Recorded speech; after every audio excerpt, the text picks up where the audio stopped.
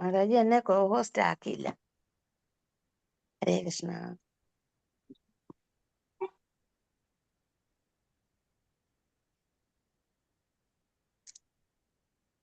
ഹരേ കൃഷ്ണ മാതാജി. ഓക്കെയോ? ഹരേ കൃഷ്ണ. ഹരേ കൃഷ്ണ.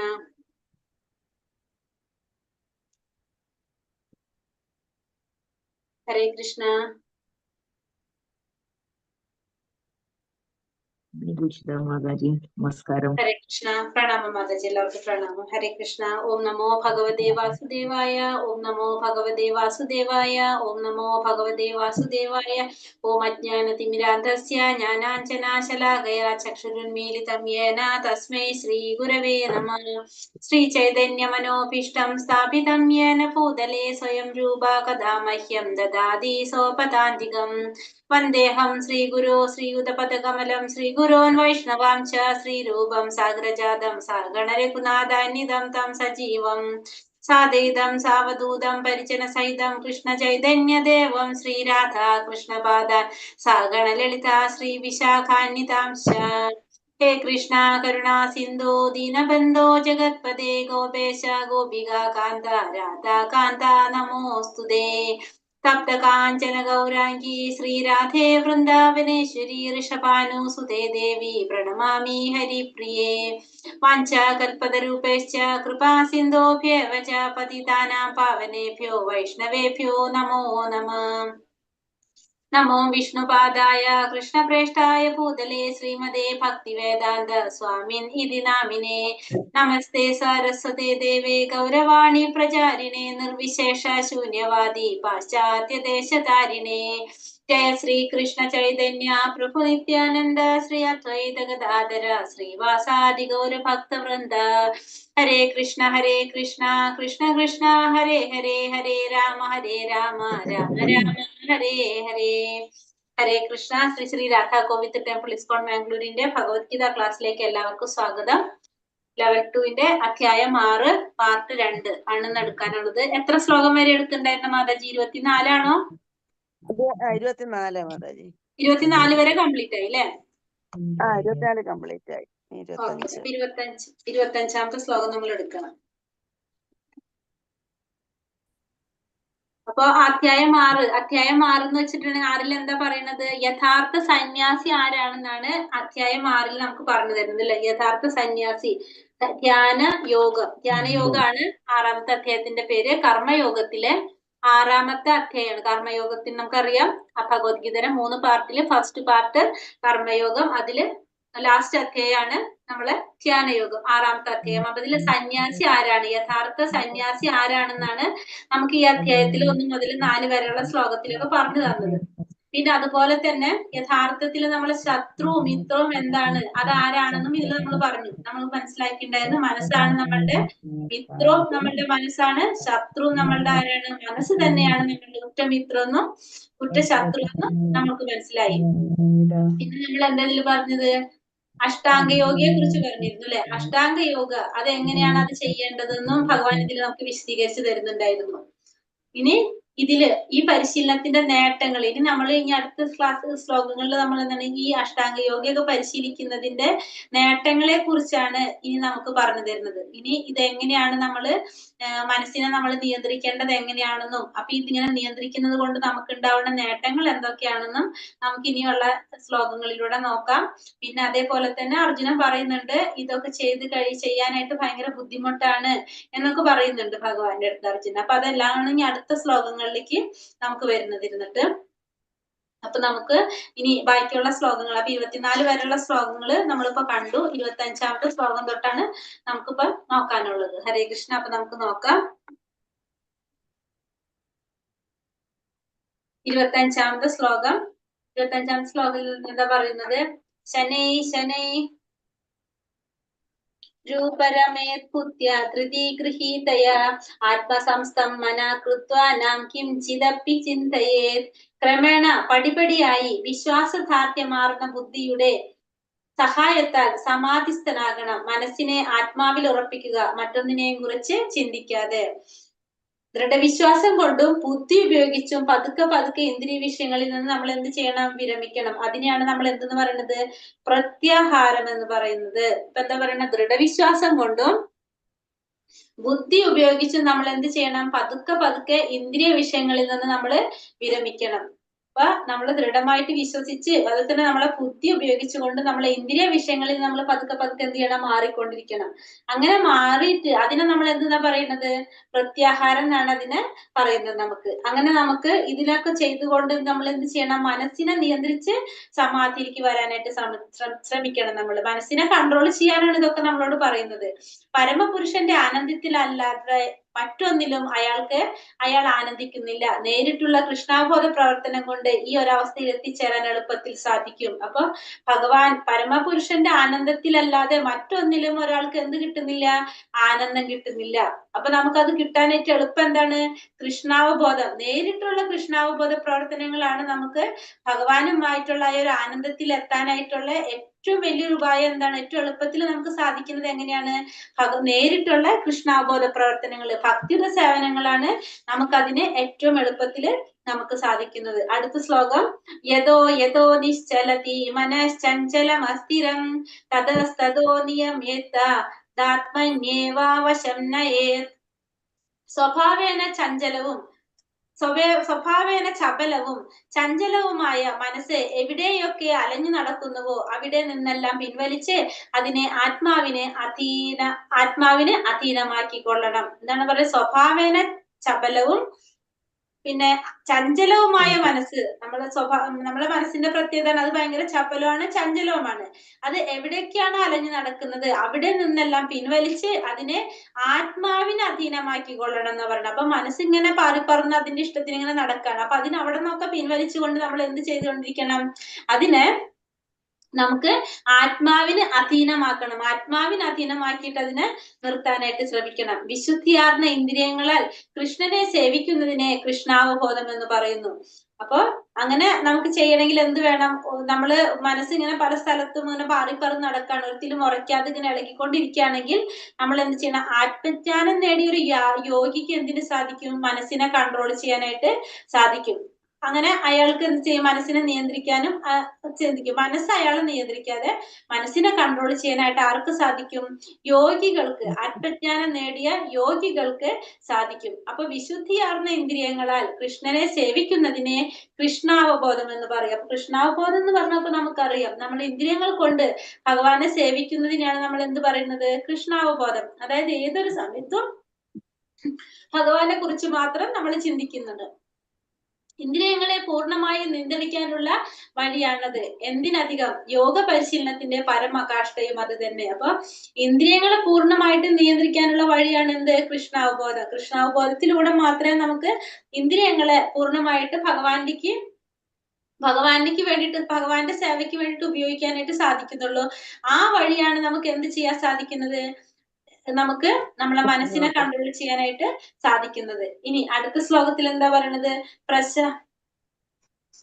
പ്രശാന്ത മനസം ഹേന്യം യോഗിനം സുഖമുത്തമം ഉപൈതി ശാന്തരജസം ബ്രഹ്മഭൂത കൽമഷം. എന്നിൽ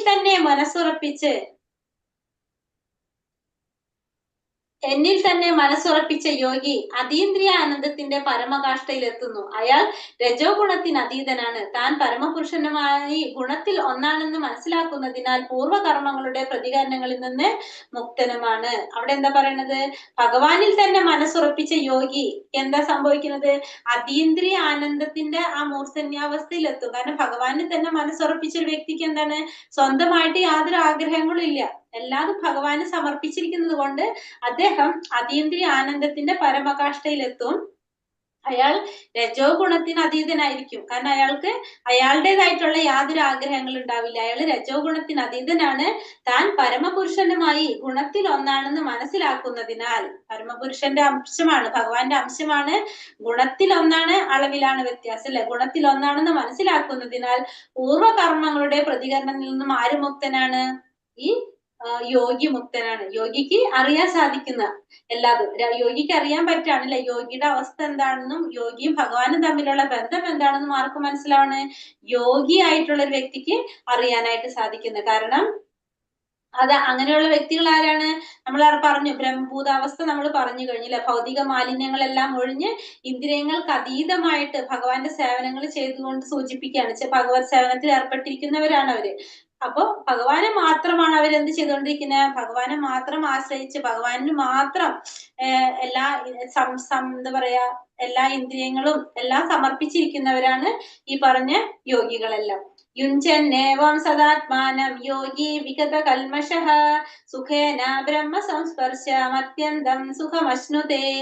അപ്രകാരം നിയന്ത്രിതാത്മാവായ യോഗി സദാ യോഗനിഷ്ഠനായി ഭൗതിക മാലിന്യങ്ങളിൽ നിന്ന് മുക്തി നേടി ഭഗവാന്റെ അതീന്ദ്രിയ സേവനമാകുന്ന പരമാനന്ദത്തിന്റെ അത്യുന്നതമായ അവസ്ഥയിലെത്തുന്നു. അപ്പോ അപ്രകാരം നിയന്ത്രിതാത്മാവായ യോഗി സദാ യോഗനിഷ്ഠനായി ഭൗതിക മാലിന്യങ്ങളിൽ നിന്ന് മുക്തി നേടി ഭഗവാന്റെ അതീന്ദ്രിയ സേവനമാകുന്ന പരമാനന്ദത്തിന്റെ അത്യുന്നത അവസ്ഥയിലെത്തുന്നു.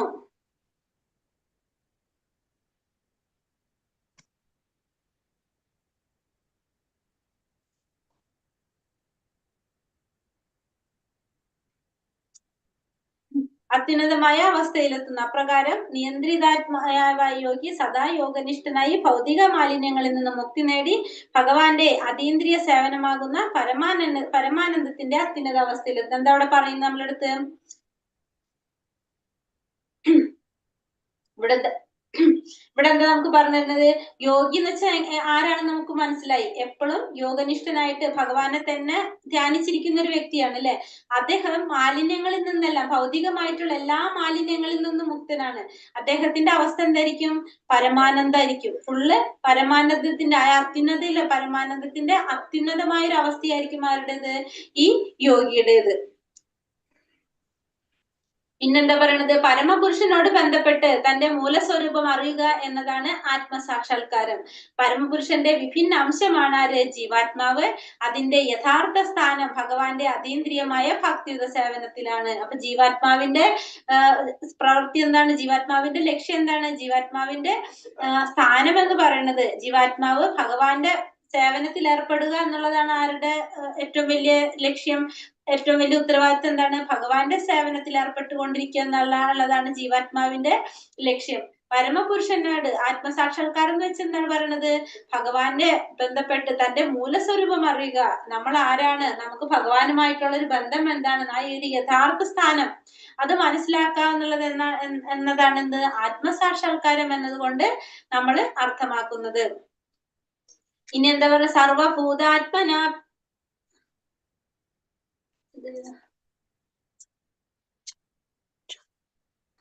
സർവഭൂതസ്ഥമാത്മാനം സർവഭൂതാനി ചാത്മനി ഈക്ഷതേ യോഗയുക്താത്മാ സർവത്ര സമദർശനഃ.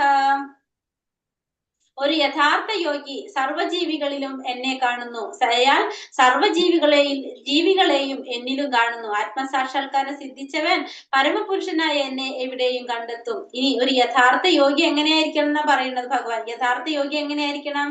സർവജീവികളിലും ഭഗവാനെ കാണുന്നവനായിരിക്കും ആര്? യഥാർത്ഥ യോഗി. അയാൾ സർവജീവികളെയും എന്നിലും കാണുന്നു. അപ്പൊ ഭഗവാനെ സർവജീവികളിലും ഭഗവാനെ കാണും. അതേപോലെ തന്നെ എല്ലാ ജീവികളെയും ആരിലും കാണാണ്? ഭഗവാനിലും കാണുന്നവനാണ്.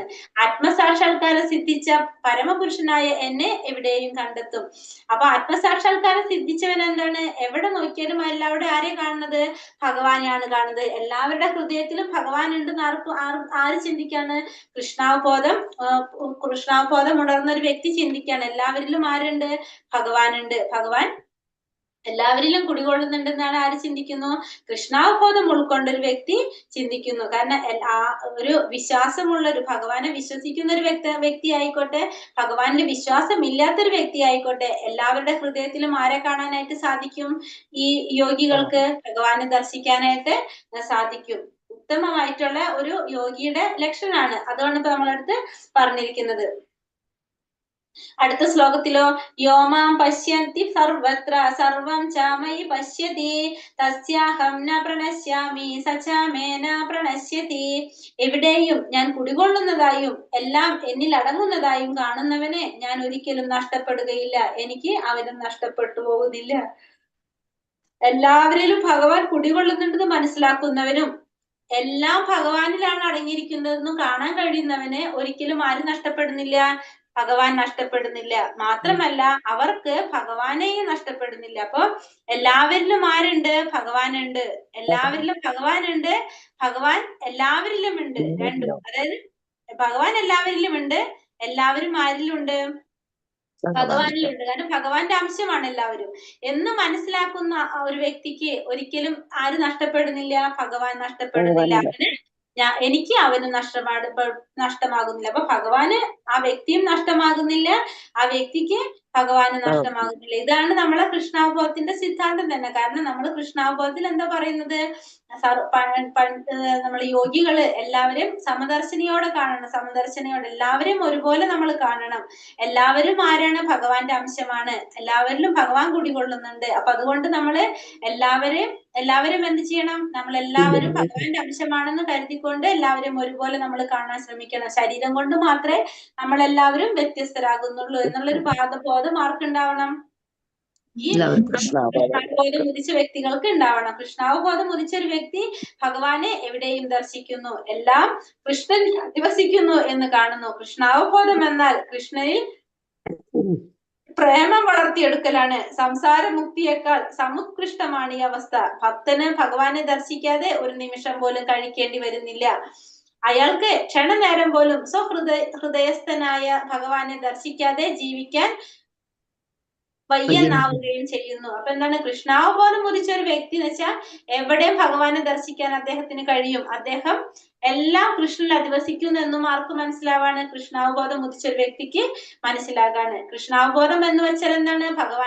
ഭഗവാനോടുള്ള ഒരു സ്നേഹം വളർത്തിയെടുക്കലാണ്. നമുക്ക് സംസാരത്തിലുള്ള ഈ മുക്തിയേക്കാൾ ഏറ്റവും ഉത്കൃഷ്ടമായ ഒരു അവസ്ഥ എന്താണ്? കൃഷ്ണാവബോധം ഉണ്ടാക്കുക, ഭഗവാനോടുള്ള ഒരു പ്രേമം വളർത്തിയെടുക്കുക എന്നുള്ളതാണ് നമ്മളുടെ ഏറ്റവും നല്ല ഉത്കൃഷ്ടമായ ഒരു അവസ്ഥ. ഭക്തന് ഭഗവാനെ ദർശിക്കാനായിട്ട് ഒരു നിമിഷം പോലും കഴിക്കേണ്ടി വരുന്നില്ല. അയാൾക്ക് ക്ഷണം നേരം പോലും സ്വഹൃദയസ്ഥനായ ഭഗവാനെ ദർശിക്കാതെ ജീവിക്കാൻ വയ്യെന്നാവുകയും ചെയ്യും. അപ്പൊ കൃഷ്ണാവബോധം നേടിയിട്ടുള്ള ഒരു ഭക്തന് എന്താണ്? ഭഗവാനെ ദർശിക്കാതെ ഒരു നിമിഷം പോലും നിൽക്കാനായിട്ട് സാധിക്കുന്നില്ല. എല്ലാ സമയവും ഭഗവാനെ ദർശിക്കണം എന്നായിരിക്കും ആര് ചിന്തിക്കുന്നത്? ഭക്തന്മാര് ചിന്തിക്കുന്നത്. അയാൾക്ക് ഒരു സമയത്ത് പോലും ഭഗവാനെ ദർശിക്കാതെ വയ്യാത്തൊരവസ്ഥയിലേക്ക് എത്തും. അതാണ് നമ്മൾ എന്ത് പറയുന്നത്? കൃഷ്ണാവബോധം എന്ന് പറയുന്നത്. ശ്ലോകത്തിന്റെ വിവർത്തനം ഇവിടെയും ശ്ലോകം പുറത്തെ കൊടുത്തിരിക്കുന്നത്. സർവഭൂതസ്ഥിതം യോ മാം ഭജത്യേകത്വമാസ്ഥിതഃ സർവഥാ വർത്തമാനോപി സ യോഗി മയി വർത്തതേ. ഞാനും പരമാത്മാവും ഒന്നു തന്നെ എന്നറിഞ്ഞുകൊണ്ട് ആരാധ്യനായ പരമാത്മാവിനെ സേവനത്തിൽ മുഴുകിയ യോഗി ഏതു സന്ദർഭത്തിലും എന്നിൽ തന്നെ ജീവിക്കുന്നു. അപ്പൊ പരമാത്മാവും ഞാനും ഒന്ന് തന്നെയാണെന്ന് അറിഞ്ഞുകൊണ്ട്, പരമാത്മാവും ഞാനും ഒന്ന് തന്നെയാണെന്ന് മനസ്സിലാക്കിക്കൊണ്ട് ആരാധ്യനായ പരമാത്മാവിന്റെ സേവനത്തിൽ മുഴുകിയ യോഗി ഏതു സന്ദർഭത്തിലും എന്നിൽ തന്നെ ജീവിക്കുന്നു. അപ്പൊ യോഗി ഇതാരെ കുറിച്ചാ? ഞാനും എന്ന് പറയുന്നത് ആരാണ് ഇവിടെ? ഇവിടെ ആരാണ് ഞാൻ? കൃഷ്ണൻ. അല്ല, ഞാനും പരമാത്മാവും എന്നല്ല പറഞ്ഞിരിക്കുന്നത്. അപ്പൊ അതാരായിരിക്കും?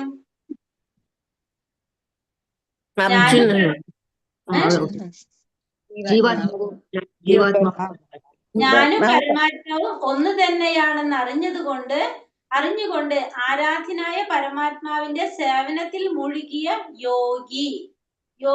അപ്പൊ യോഗികളെ കുറിച്ച്, അതായത് ഭഗവാനെ കുറിച്ച് തത്വത്തിൽ മനസ്സിലാക്കിയ ഒരു വ്യക്തിയെ കുറിച്ചാണ് ഇവിടെ പറയുന്നത്. അപ്പൊ ആ യോഗിയാണ്. യോഗിയും പരമാത്മാവും ഒന്ന് തന്നെയാണെന്ന് അദ്ദേഹത്തിന് മനസ്സിലാവാണ്. യോഗി എന്ന് പറഞ്ഞത് ആരാണ്? ഭഗവാനെ കുറിച്ച് സത്യത്തില് ഭഗവാൻ ആരാണെന്നും അത് കറക്റ്റ് ആയിട്ട് മനസ്സിലായ ഒരു വ്യക്തിയാണ് യോഗി. അപ്പൊ യോഗിക്ക് എന്തറിയാം? ഞാനും പരമാത്മാവും, അതായത് ജീവാത്മാവും, നമ്മളുള്ളിരിക്കുന്ന ജീവാത്മാവും പരമാത്മാവും ഒന്നാണെന്ന് അറിഞ്ഞുകൊണ്ട് ആരാധ്യനായ പരമാത്മാവിന്റെ സേവനത്തിൽ മുഴുകിയ യോഗി ഏതു സന്ദർഭത്തിലും എന്നിൽ തന്നെ ജീവിക്കുന്നു. അപ്പൊ യോഗികൾക്ക് മനസ്സിലാവാണ് ഈ ജീവാത്മാവും പരമാത്മാവും എന്ന് പറയുന്നത് എന്താണ്? നമ്മുടെ ഉള്ളിലിരിക്കുന്ന ജീവാത്മാവ് പരമാത്മാവിന്റെ അംശമാണ് നമ്മള് എന്ന് നമ്മൾ മനസ്സിലാക്കി ഭഗവാന്റെ സേവനത്തിൽ മുഴുകിക്കൊണ്ടിരിക്കുന്ന ഒരു യോഗി എന്താണ്? ഏത് സന്ദർഭത്തിലും അപ്പൊ എന്ത് ചെയ്യും? എന്നിൽ തന്നെ ജീവിക്കും. അതിന്റെ എന്താ പറയുക ഡിസ്ക്രിപ്ഷൻ തന്നിരിക്കുന്നത് ഇപ്പുറത്താട്ടോ. പരമാത്മാവിനെ ഈ രൂപത്തിൽ കൃഷ്ണൻ ഏവരുടെയും ഹൃദയത്തിൽ വാഴുന്നുണ്ട്. പരമാത്മാവ് നമുക്കറിയാം, പരമാത്മാവിന്റെ രൂപത്തിലെല്ലാം നമ്മുടെ ഹൃദയത്തിൽ ഭഗവാനുണ്ട്. കൃഷ്ണാവബോധം ഉദിച്ച് അതീന്ദ്രിയമായ ഭഗവത് സേവനത്തിൽ ഏർപ്പെട്ടിരിക്കുന്ന ഒരാൾക്ക് പരമാത്മാവിൽ ധ്യാനനിരതനായി കൊണ്ടിരിക്കുന്ന മറ്റൊരാൾക്ക് തമ്മിൽ വ്യത്യാസമില്ല. അപ്പൊ കൃഷ്ണാവബോധം ഉദിച്ച് അതീന്ദ്രിയമായ ഭഗവത് സേവനത്തിൽ ഏർപ്പെട്ടുകൊണ്ടിരിക്കുന്ന ഒരാൾക്കും പരമാത്മാവിൽ ധ്യാനനിരതനായി കൊണ്ടിരിക്കുന്ന മറ്റൊരാൾക്കും തമ്മിൽ യാതൊരു വ്യത്യാസവും ഉണ്ടാകുന്നില്ല. ഇപ്പൊ ഭഗവാന്റെ നമ്മൾ ഈ പറഞ്ഞുവെന്നാണ്, കൃഷ്ണാവബോധത്തോടെ നമ്മൾ ഭഗവാന്റെ സേവനത്തിൽ ഏർപ്പെട്ടുകൊണ്ടിരിക്കുന്ന ഒരു വ്യക്തിക്കും പരമാത്മാവിനെ ധ്യാനിച്ചു കൊണ്ടിരിക്കുന്ന ഒരു വ്യക്തിക്കും തമ്മിൽ യാതൊരു വ്യത്യാസമില്ല എന്ന് പറയുന്നത്. അപ്പൊ ഭക്തിയുത സേവനം ചെയ്തുകൊണ്ടിരിക്കുന്ന ഭഗവാന്റെ സേവനങ്ങളിൽ ഏർപ്പെട്ടുകൊണ്ടിരിക്കുന്ന ഒരു വ്യക്തിക്കും പരമാത്മാവിനെ ധ്യാനിച്ചു കൊണ്ടിരിക്കുന്ന ഒരു വ്യക്തിയും തമ്മിൽ എന്തില്ല, യാതൊരു വ്യത്യാസവും ഇല്ല എന്ന് പറയുന്നത്. വിഷ്ണു ഒന്നേ ഉള്ളൂ എങ്കിലും അവിടുന്ന് നിശ്ചയമായും സർവവ്യാപി അത്രേ. ഏകയൂരൂപിയെങ്കിലും തന്റെ അചിന്ത്യ ശക്തി കൊണ്ട് അവിടുന്ന് എല്ലായിടത്തും വാഴുന്നു. ഒരേ സമയത്ത് നാനാ പ്രദേശങ്ങളിലായി പ്രത്യക്ഷപ്പെടുന്ന സൂര്യനെ പോലെ. വിഷ്ണു എന്ന് പറഞ്ഞാല് ഒന്നേ ഉള്ളൂ, ഒരു വിഷ്ണു ഉള്ളെങ്കിലും അവിടുന്ന് നിശ്ചയമായി എങ്ങനെയാണ്, സർവവ്യാപിയാണ് ഭഗവാൻ, സർവവ്യാപിയാണ് വിഷ്ണു. ഏകരൂപിയെങ്കിലും തന്റെ അചിന്ത്യ ശക്തി കൊണ്ട് അവിടുന്ന് എല്ലായിടത്തും, നമുക്കറിയാം എവിടെ നോക്കിയാലും നമുക്ക് ഭഗവാന്റെ കൊട്ടാരത്തില് നാരദ മഹർഷി പോയപ്പോ എന്താ പറഞ്ഞ, എത്രയോ കൊട്ടാരത്തിലും ഓരോ ഭാര്യമാരോടൊപ്പം ഭഗവാൻ ഒരേ സമയം കാണാനായിട്ട് സാധിച്ചു. അപ്പൊ ഭഗവാൻ എന്താണ്, എല്ലാ സ്ഥലത്തും ഒരേപോലെ ഭഗവാന്റെ സാന്നിധ്യം ഭഗവാൻ കാണിക്കുന്നുണ്ട്. ഭഗവാന്റെ കടമകൾ ഭഗവാൻ ചെയ്ത് കാണിക്കുന്നുണ്ട്. എല്ലായിടത്തും ഭഗവാൻ അപ്പൊ അതേപോലെ വാഴുന്നു. ഒരേ സമയത്ത് നാനാ പ്രദേശങ്ങളിലായി പ്രത്യക്ഷപ്പെടുന്ന സൂര്യനെ പോലെ. അപ്പൊ എന്താ പറഞ്ഞ ഒരേ സ്ഥലത്ത് ഒരേ സമയത്ത് പല സ്ഥലങ്ങളിലായിട്ട് പ്രത്യക്ഷപ്പെടുന്ന സൂര്യനെ പോലെ ഭഗവാൻ എന്താണ് പറയുന്നത്, ഭഗവാനും ഇതേപോലെ തന്നെ എന്താണ്, സർവവ്യാപിയാണ്, ഏകരൂപിയാണ് എങ്കിലും എന്താണ്, സർവവ്യാപിയുമാണ്. അചിന്ത്യ ശക്തി കൊണ്ട്, ഭഗവാന്റെ ആ ശക്തി കൊണ്ട് ഭഗവാൻ എല്ലായിടത്തും ഒരേ സമയം നമുക്ക് എന്ത് ചെയ്യാണ്, ഭഗവാൻ എല്ലാ സ്ഥലങ്ങളിലും പ്രത്യക്ഷപ്പെടുന്നതായിട്ട് നമുക്ക് മനസ്സിലാകണം. അതെങ്ങനെയാണ്, സൂര്യനെ പോലെയാണെന്ന് എടുത്തു പറയാണ് ഇവിടെ. അടുത്ത ശ്ലോകം, ആത്മൗപമ്യേന സർവത്ര സമം പശ്യതി അർജുന സുഖം വായതി വാ ദുഃഖം സാ യോഗി പരമോ മതഃ. അല്ലയോ അർജുന, എല്ലാ ജീവികളെയും അവരുടെ സുഖത്തിലും ദുഃഖത്തിലും തന്നോട് സദൃശനായി കൊണ്ട് സമഭാവനയോടെ വർത്തിക്കുന്നവനാണ് ഉത്തമനായ യോഗി. ഇനി ഉത്തമനായിട്ടുള്ള യോഗി ആരാണെന്നാ പറയുന്നത്. ഉത്തമനായിട്ടുള്ള യോഗി ആരാണ്, എല്ലാ ജീവികളെയും അവരുടെ സുഖത്തിലും ദുഃഖത്തിലും തന്നോട് സദൃശ്യനായിക്കൊണ്ട് സമഭാവനയോടെ വർത്തിക്കുന്നവനാണ് ഉത്തമനായ യോഗി. അപ്പൊ എല്ലാ ജീവികളെയും സുഖായിക്കോട്ടെ അവർക്ക് ദുഃഖായിക്കോട്ടെ എല്ലാത്തിനും തന്നെ പോലെ തന്നെ കാണാം, സമഭാവനയോടെ കാണാം. അങ്ങനെയുള്ള വ്യക്തികളാണ് ആര്, ഉത്തമനായിട്ടുള്ള യോഗികൾ. ഭക്തനായ ജീവാത്മാവിന് താനും ഭഗവാനുമായുള്ള ബന്ധം വിസ്മരിക്കുമ്പോഴാണ് 3 വിധം ഭൗതിക ദുഃഖങ്ങൾ അനുഭവിക്കേണ്ടി വരുന്നത്. അപ്പൊ ഈ ഭക്തനായിട്ടുള്ള ജീവാത്മാവിന് ഭഗവാനും താനുമായിട്ടുള്ള ഒരു എന്താ പറയാ ബന്ധം അത് വിസ്മരിക്കുക. ഭഗവാനും താനും തമ്മിലുള്ള ബന്ധം എന്താണെന്ന് വിസ്മരിക്കുമ്പോഴാണ് എന്ത് വേണ്ടി വരുന്നത്, 3 തരത്തിലുള്ള ദുഃഖങ്ങൾ അനുഭവിക്കേണ്ടതായിട്ട് ആർക്ക് വരുന്നത്, ഈ ജീവാത്മാവിന് വരുന്നത്. അപ്പോ ജീവാത്മാവിന് താനും ഭഗവാനും തമ്മിലുള്ള ആ ബന്ധം മറന്നു പോവുകയാണ് ചെയ്യുന്നത് അവിടെ, അല്ലെ? അങ്ങനെ ചെയ്യുമ്പോഴാണ് 3 തരത്തിലുള്ള ദുഃഖം അനുഭവിക്കുക. ആ 3 തരത്തിലുള്ള ദുഃഖം ഏതാണ്, ആദിദൈവികം, ആദിഭൗതികം, ആധ്യാത്മികം. ആദിഭൗതികം, ആദിദൈവികം, ആധ്യാത്മികം. എന്താണ് ഉദ്ദേശിക്കുന്നത്? കൃഷ്ണ എന്താ മാതാജി പറഞ്ഞേ? കർമ്മം കൊണ്ട് കിട്ടുന്ന ഫലവും ദുഃഖങ്ങള്, പൂർവ്വജന്മ 3 തരത്തിലുള്ള ദുഃഖങ്ങൾ ഏതൊക്കെയാണ്? ആധ്യാത്മികം, ആദിഭൗതികം, ആദിദൈവികം. പ്രകൃതി മൂലം ഉണ്ടാകുന്നത്, പ്രകൃതി ദുരന്തങ്ങളൊക്കെ ആദിദൈവികം. ആദിദൈവികം.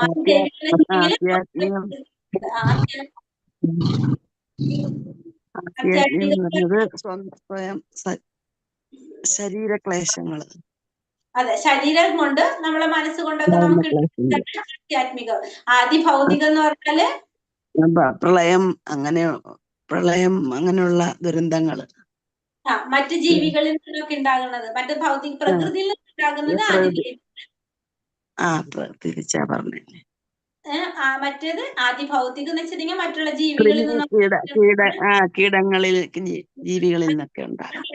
ഭൗതിക്ക് വന്നു. ആധ്യാത്മിക വന്നിട്ട് നമ്മുടെ ശരീരം കൊണ്ട് മനസ്സുകൊണ്ടൊക്കെ നമുക്ക് ഉണ്ടാവുന്ന ദുഃഖങ്ങള്. അങ്ങനെ 3 തരം ദുഃഖങ്ങൾ നമുക്ക് അനുഭവിക്കേണ്ടി വരുന്നത് എപ്പോഴാണ്? ഭഗവാനുമായിട്ടുള്ള ഒരു ബന്ധം നമ്മൾ വിസ്മരിക്കുമ്പോഴാണ് 3 വിധത്തിലുള്ള ഭൗതിക ദുഃഖങ്ങൾ നമുക്ക് അനുഭവിക്കേണ്ടി വരുന്നത്. അപ്പൊ ആ 3 തരത്തിലുള്ള ഭൗതിക ദുഃഖങ്ങൾ നമ്മൾ പഠിച്ചു. ആധ്യാത്മികം, ആദിഭൗതികം, അതുപോലെ തന്നെ ആദിദൈവികം. ആധ്യാത്മികം എന്ന് വെച്ചാൽ ശരീരം മനസ്സും കൊണ്ട് നമുക്ക് ഉണ്ടാകുന്നത്. ഭൗതികം എന്ന് പറഞ്ഞിട്ടുണ്ടെങ്കിൽ മറ്റുള്ള ജീവികളിൽ നിന്നുണ്ടാവുന്നത്. ദൈവികം എന്ന് പറഞ്ഞിട്ടുണ്ടെങ്കിൽ ഭൗതിക പ്രകൃതിയിൽ നിന്നുണ്ടാവുന്നത്. ഇനി അടുത്തതിൽ എന്താ പറയുന്നത്? കൃഷ്ണാവബോധമുള്ള ഒരാൾ കൃഷ്ണാവബോധം മറ്റുള്ളവർക്കും പകർന്നു കൊടുക്കാൻ ശ്രമിക്കും. ബോധവാനാകേണ്ടുന്നതിന്റെ പ്രാധാന്യത്തെക്കുറിച്ച് ഏവരെയും ബോധിപ്പിച്ചുകൊണ്ടിരിക്കുന്ന ഉത്തമ യോഗി അത്ര ലോകത്തിലെ ഏറ്റവും വലിയ ജീവകാരുണ്യ പ്രവർത്തകൻ, ഭഗവാൻ ഏറ്റവും പ്രിയപ്പെട്ട സേവകനും. അപ്പൊ കൃഷ്ണാവബോധമുള്ള ഒരു വ്യക്തി എന്താ ചെയ്തുകൊണ്ടിരിക്കുക? കൃഷ്ണാവബോധമുള്ള ഒരു വ്യക്തി എല്ലായ്പ്പോഴും എന്താ ചെയ്യാ? മറ്റുള്ളവർക്കും വേണ്ടി അത് പകർന്നു കൊടുക്കാനായിട്ട് ശ്രമിച്ചുകൊണ്ടിരിക്കും. എല്ലാവരെയും ഇതിന്റെ പ്രാധാന്യത്തെക്കുറിച്ച് അവരോട് പറഞ്ഞു കൊടുത്ത് മനസ്സിലാക്കിക്കൊണ്ടിരിക്കും. അവരാണ് ആര്? ഉത്തമ യോഗി. ഏറ്റവും കൂടുതൽ ജീവകാരുണ്യ പ്രവർത്തനം ചെയ്യുന്നവരാരാണെന്ന് പറയണത് അവരാണ്. ഭഗവാൻ ഏറ്റവും പ്രിയപ്പെട്ടവരാരാണ്? അവരാണ്. അപ്പൊ ഈ കൃഷ്ണാവബോധം മറ്റുള്ളവർക്ക് പകർന്നു കൊടുക്കുന്നവരാണ് ഭഗവാൻ ഏറ്റവും പ്രിയപ്പെട്ടവരെന്നാണ് ഇവിടെ ഭഗവാൻ പറയുന്നത്. പിന്നെ ധ്യാനത്തിൽ പരിപൂർണമായി മുഴുകാൻ വേണ്ടി വിജന സ്ഥലത്ത് പോകുന്ന ഒരു യോഗി ഏവർക്കും കൃഷ്ണാവബോധം ഉളവാക്കാനായി ആവുന്നത്ര യത്നിച്ചു പോരുന്ന ഒരു ഭക്തനെ പോലെ പരിപൂർണനാകുന്നില്ല. അപ്പൊ ധ്യാനിക്കാൻ പോകുന്നതായിട്ട് പരിപൂർണമായിട്ട് ധ്യാനിക്കാനായിട്ട് പോകുന്ന ഒരു യോഗി, ഒരു വിജന സ്ഥലത്ത് ആ ധ്യാനം പൂർണ്ണാക്കാൻ വേണ്ടിയിട്ട് ധ്യാനത്തിൽ മുഴുകിയിരിക്കാൻ പോകുന്ന ഒരു യോഗി പോലും കൃഷ്ണാവബോധത്തില് മറ്റുള്ളവരെ കൃഷ്ണാവബോധത്തിലേക്ക് കൊണ്ടുവരാൻ വേണ്ടിയിട്ട് ആവുന്നത്ര പരിശ്രമിക്കുന്ന ഒരു ഭക്തന്റെ അത്രയും എത്തുന്നില്ല. അപ്പൊ അവരെ രണ്ടുപേരും കമ്പയർ ചെയ്ത് കഴിഞ്ഞാൽ ഭഗവാൻ ഏറ്റവും കൂടുതൽ ഇമ്പോർട്ടൻസ് കൊടുക്കുന്നത് ആർക്കാണ്? കൃഷ്ണാവബോധം ഉളവാക്കാനായി ആവുന്നത്ര യത്നിച്ചു പോരുന്ന ഒരു എല്ലാവരിലും കൃഷ്ണാവബോധം എത്തിക്കാൻ വേണ്ടി പ്രവർത്തിക്കുന്ന ഒരു ഭക്തനെയാണ് ഭഗവാൻ അപ്പൊ അവിടെ പ്രാധാന്യം കൊടുക്കുന്നത് യോഗിയേക്കാൾ. അടുത്ത ശ്ലോകത്തിൽ എന്താ പറയുന്നത്? അർജുനൻ പറയാണ്. ഇനി ഇതൊക്കെ കേട്ടപ്പോ അർജുനൻ എന്താ പറയുന്നത്? അപ്പൊ 33 വരെയുള്ള ശ്ലോകം ഭഗവാൻ പറഞ്ഞപ്പോ അർജുനൻ എന്താ പറയുന്നത്? അർജുന വായിക്കാമോ? വായിച്ചു. യോയം യോഗസ്ത്വയാ പ്രോക്ത കാമ്യേന മധുസൂദന ഏതസ്യാഹം ന പശ്യാമി ചഞ്ചലത്വാത് സ്ഥിതിം സ്ഥിരാം. അർജുനൻ പറഞ്ഞു, ഹേ മധുസൂദന, അങ്ങ് പറഞ്ഞു തന്ന ഈ യോഗ പദ്ധതി അപ്രായോഗികമെന്നും ചഞ്ചല മനസ്കനായ എനിക്ക് താങ്ങുവതല്ലെന്നും തോന്നുന്നു. അർജുനൻ എന്താ പറയണത്? അർജുനൻ പറയാണ്, മധുസൂദന, അങ്ങ് പറഞ്ഞു തന്ന ഈ യോഗ പദ്ധതി അപ്രായോഗികമാണെന്നും ചഞ്ചല മനസ്കനായ എനിക്ക് താങ്ങാവുന്നതല്ലെന്നും തോന്നുന്നു. അപ്പൊ അർജുനൻ പറയാണ്, ഇതൊക്കെ കേട്ടപ്പോ അർജുനൻ പറയാണ്, ഈ പറഞ്ഞ സംഭവം എനിക്ക് ചെയ്യാൻ പറ്റുന്നതായിട്ട് തോന്നുന്നില്ല എന്നാണ് അർജുനൻ പറഞ്ഞത്. ക്ലിയർ ആയിട്ട് പറയാണ്, എനിക്കിത് ചെയ്യാൻ പറ്റുന്ന തോന്നുന്നില്ല. കാരണം ഇത് അപ്രയോഗികമായിട്ടുള്ളതാണ്. പിന്നെ ചഞ്ചല മനസ്കനാണ് ഞാൻ. അപ്പൊ ചഞ്ചല മനസ്കനായതുകൊണ്ട്, കാരണം മനസ്സിനെ കൺട്രോൾ ചെയ്യാനാണ് ഭഗവാൻ പറഞ്ഞതില്ല ഇവിടെ. അപ്പൊ പറയണ, ഞാൻ ചഞ്ചല മനസ്കനാണ്, അതുകൊണ്ട് ഇത് എനിക്ക് എളുപ്പമായിട്ട് എനിക്കിത് തോന്നുന്നില്ല എന്നാണ് പറയണത് ഇവിടെ. അർജുനൻ ഭഗവാനോട് പറയാണ്. യോഗാനുഷ്ഠാനം ചെയ്യുക എന്നത് ഈ കലികാലത്തിൽ ഒരു സാധാരണ മനുഷ്യന് സാധ്യമല്ല. വിദ്യാലയങ്ങളിലും സംഘടനകളിലും യോഗാനുഷ്ഠാനം അനുകരിച്ചു പോരുന്നവർ അതിൽ സംതൃപ്തരാണെങ്കിൽ തന്നെയും തീർച്ചയായും സമയം പാഴാക്കുക മാത്രമാണ് ചെയ്യുന്നത്. അപ്പൊ ഈ ഒരു കലികാലത്തില് നമുക്ക് യോഗ ചെയ്യുന്നതിന് അതിനത് യോജിക്കുന്നില്ല എന്നാണ് ഈ ശ്ലോകത്തിൽ പറയുന്നത്. അപ്പൊ ഇനി അടുത്തതിൽ എന്താ പറയണത്? ആ ശ്ലോകത്തിൽ പറയാണ്,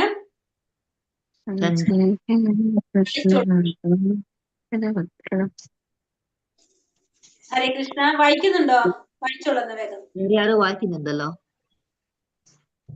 ഇല്ല, വായിച്ചോ മാതാജി, വായിച്ചോ. ചഞ്ചലം ഹി മന കൃഷ്ണ പ്രമാധി ബല. കുറച്ച് മറക്കുന്നുണ്ട് കൃഷ്ണ. കാണുന്നില്ല? ഇത് ക്ലിയർ അല്ലേ? മേലത്തെ ഒരു ലൈന് കുറച്ച് ഫോട്ടോ മറക്കുന്നുണ്ട്. മാതാജിന്റെ ഫോട്ടോ മറക്കുന്നുണ്ട്. കുറച്ചിങ്ങോട്ട് പുഷ് ചെയ്താൽ മതി, ലെഫ്റ്റിലേക്ക് പുഷ് ചെയ്താൽ മതി. ലെഫ്റ്റിലേക്ക്. എനിക്ക് തോന്നണം മാതാജിയുടെ അവിടുന്ന് ആ വീഡിയോ ചഞ്ചലം ഹീമന കൃഷ്ണ പ്രദാമി ബല ഒരു ലൈന് കുറച്ച് കട്ടാവുന്നുണ്ട്. തസ്യാഹം നിഗ്രഹം മന്യേ തസ്യാഹം നിഗ്രഹം മന്യേ വയോരിവ സുദുഷ്കരം. മനസ്സ് ചഞ്ചലമാണ്, പ്രക്ഷുബ്ധമാണ്, വഴങ്ങാത്തതും ബലമേറിയതുമാണ്. കൃഷ്ണ, അതിനെ നിയന്ത്രിക്കാൻ കാറ്റിനെ പിടിച്ചു നിർത്തുന്നതിനേക്കാൾ പ്രയാസമുണ്ടെന്ന് എനിക്ക് തോന്നുന്നു. ഇവിടെ എന്താ പറയുക? മനസ്സ് ചഞ്ചലമാണ്, പിന്നെന്താണ്? മനസ്സ് പ്രക്ഷുബ്ധമാണ്, അത് വഴങ്ങാത്തതും ബലമേറിയതുമാണ്. കൃഷ്ണ, അതിനെ നിയന്ത്രിക്കാൻ കാറ്റിനെ പിടിച്ചു നിർത്തുന്നതിനേക്കാൾ പ്രയാസമുണ്ടെന്ന് എനിക്ക് തോന്നുന്നു. അപ്പൊ ഭഗവാനോട് പറയാണ് അർജുനൻ പറയാണ് എന്താണ്? മനസ്സ് എങ്ങനെയുള്ളതാണ്? മനസ്സ് ചഞ്ചലമാണ്, അതേപോലെ തന്നെ അത് പ്രക്ഷുബ്ധമാണ്, ബലമേറിയതുമാണ്. അതിനെ നിയന്ത്രിക്കാൻ കാറ്റിനെ പിടിച്ചു നിർത്താനായിട്ട് അതിനേക്കാൾ എളുപ്പമാണ്, പക്ഷെ മനസ്സിനെ പിടിച്ചു നിർത്താനായിട്ട് ഭയങ്കര ബുദ്ധിമുട്ടാണെന്നാണ് ആര് പറയുന്നത്? ഇവിടെ അർജുനൻ പറയുന്നത്, ഭഗവാനോട് പറയാണ്. അങ്ങനെയാണ് തോന്നുന്നത്. മനുഷ്യന് മനോനിയന്ത്രണം പ്രയാസമുള്ളതാണ്. അപ്പൊ മനുഷ്യന്റെ മനസ്സിനെ നിയന്ത്രിക്കുക എന്ന് പറയുന്നത് വളരെ പ്രയാസമുള്ളൊരു കാര്യമാണ്. ഭൗതിക ദേഹമാകുന്ന രഥത്തിലെ തേരാളിയാണ് ആര്? ജീവാത്മാവ്. ബുദ്ധിയാണിതിനെ നയിക്കുന്ന സാരഥി. മനസ്സ് കടിഞ്ഞാണും ഇന്ദ്രിയങ്ങൾ കുതിരകളുമാണ്. അപ്പൊ നമ്മള് ദേഹം എന്ന് പറഞ്ഞ ഒരു രഥമായിട്ട് എന്താണ് സങ്കല്പിക്കുക നമ്മള്. അപ്പൊ രഥമായിട്ട് ദേഹത്തിനെ സങ്കല്പിച്ചു കഴിഞ്ഞാൽ ആ രഥത്തിന്റെ തേരാളി ആരാണ്? തേരാളി. ബുദ്ധിയാണ് അതിനെ നയിക്കുന്നത്. അതിന്റെ സാരഥി ആരാണ്?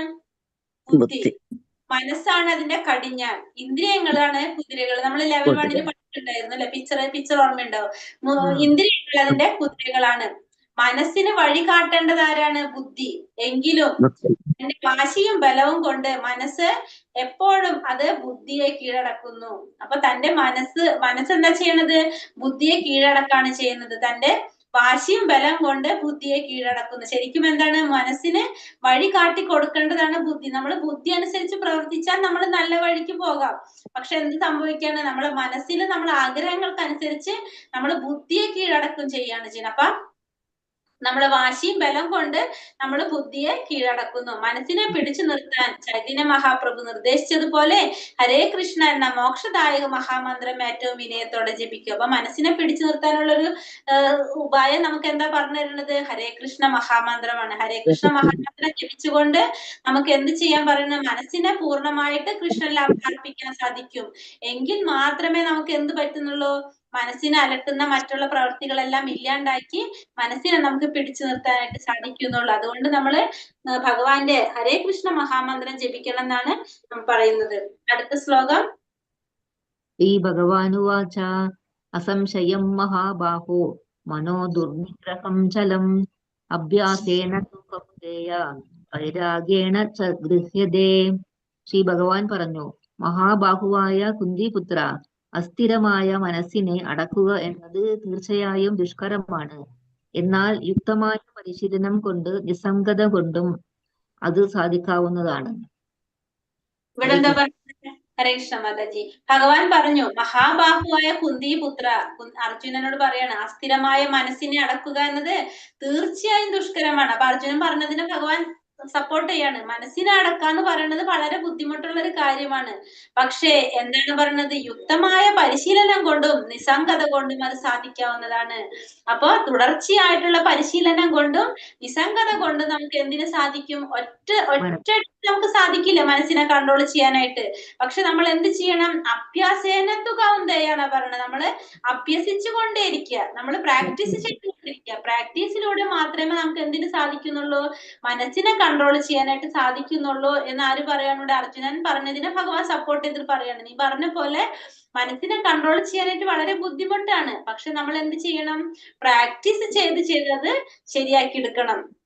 വഴക്കമില്ലാത്ത മനസ്സിനെ നിയന്ത്രിക്കാൻ പരിശീലനം കൊണ്ടും നിസ്സംഗത കൊണ്ടും സാധിക്കുമെന്നാണ് ഭഗവാന്റെ ഉപദേശം. അപ്പൊ ഭഗവാൻ പറയാണ്,